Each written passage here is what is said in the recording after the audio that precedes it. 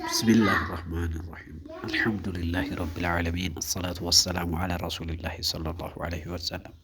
እጅግ አሳሳቢና አንገብጋቢ ወቅት የሆነ ጉዳይን በተመለከተ አንድ ነጥብን ለማንሳት እፈልጋለሁኝ።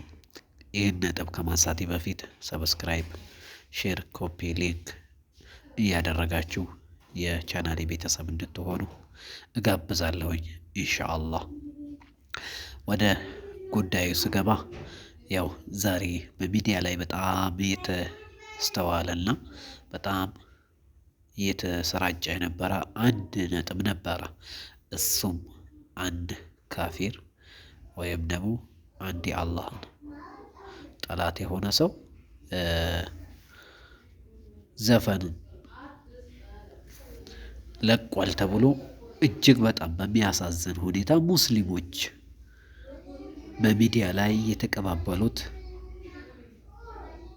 እያየን ነውና ይህ ነገር ወዴት እየገባን ነው? ወዴት እየሄድን ነው? ዲናችንስ ምንድነው የሚያዘን የሚለው ነገር ወላሂ በጣም አሳሳቢ ላይ ደረጃ ላይ ደርሰናልና አላህን ልንፈራ ይገባል። አላህ ሱብሓነሁ ወተዓላ ወሚነ ናሲ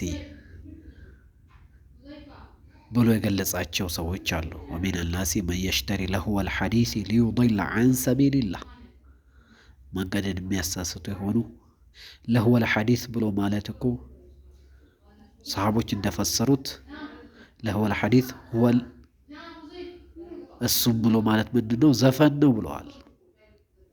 ስለዚህ አላህን ልንፈራ ይገባል። ዘፈን ሐራም ነው።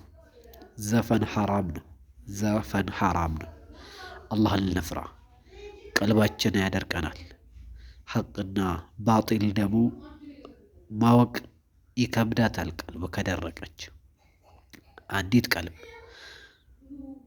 በወንጀል ከተሸፈነች በመጥፎ ነገር ከታወረች ሐቅና ባጢልን መለየት ያቅታታል። ሐቅና ባጢል መለየት አቃታት ማለት ደግሞ